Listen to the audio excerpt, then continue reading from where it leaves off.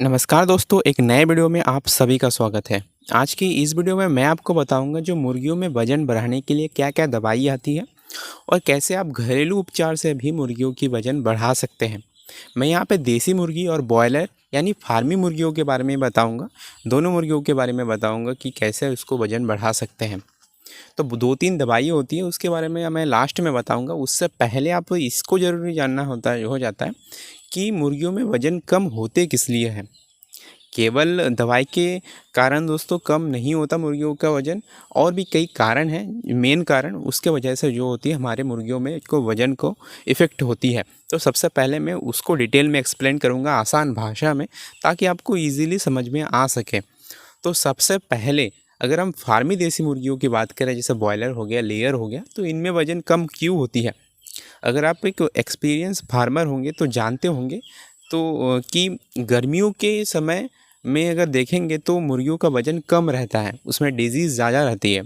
ये इसलिए होती है दोस्तों क्योंकि गर्मियों के समय मुर्गियाँ जो होती है फ़ीड कंज़प्शन कम करती है। क्योंकि गर्मियों के टाइम अगर आप बिना इसी फार्म के बात करें तो वहाँ पे जो होती है ज़्यादा अगर टेम्परेचर हो जाए तो मुर्गियाँ जो है अपनी टेम्परेचर बैलेंस के लिए मुंह का इस्तेमाल करती है, ऑक्सीजन लेती है, छोड़ती है, जिससे टेम्परेचर बनी रहती है। इसी कारण दोस्तों वो फीड कंजप्शन कम कर देती है और उसमें डिजीज़ भी ज़्यादा लगती है गर्मियों के समय। और अगर बात करें ठंड ठंड की मौसम में, तो आप जानते होंगे कि ठंड के मौसम में दोस्तों हमेशा वज़न थोड़ा ज़्यादा रहता है एज़ कंपैरिज़न अगर हम गर्मियों की बात करें तो इसके लिए हम 2-3 तरीके की दवाई होती है, तो उसको यूज़ करते हैं। ये तो हो गया टेम्परेचर की बात है।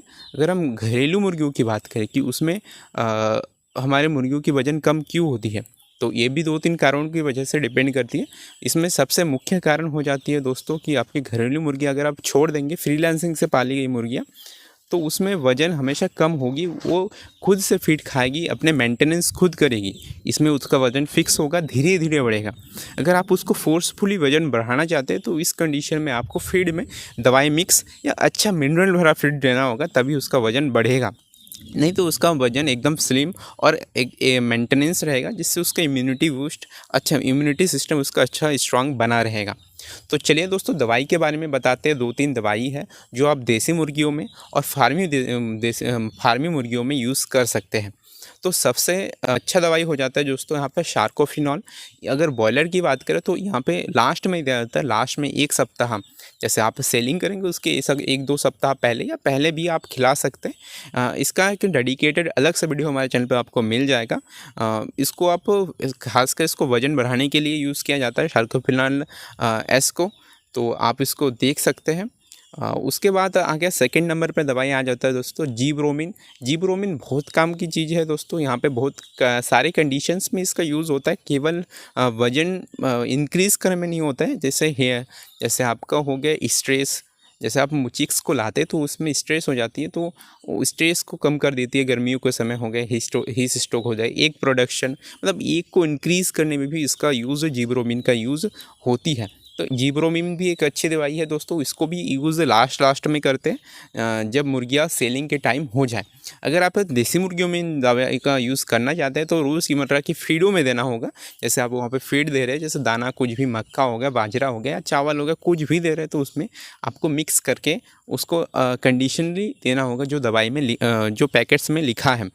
उसके बाद दोस्तों दवाई हो जाता है लीवर टॉनिक। अगर आप लीवर टॉनिक का यूज़ करेंगे दोस्तों, अगर आप करते होंगे, अगर आप पुराना फार्मर होंगे तो करते होंगे, तो देखे होंगे कि अगर एक लीवर टॉनिक का यूज़ करते हैं फार्मर, तो उसमें लीवर मुर्गियों का अच्छा हेल्थ अच्छा बना रहता है, जिससे फीड कंजप्शन उनका बढ़ जाता है। तो आप एक अच्छा विवेक कंपनी का लीवर टॉनिक भी यूज़ कर सकते हैं, जिससे उनका फीड कंजप्शन बढ़ जाए और उनका वज़न तेज़ी से बढ़ने लग जाए। तो ये सारी का दवाई से भी बढ़कर है दोस्तों कि उसमें फीड मटेरियल ठीक रहे।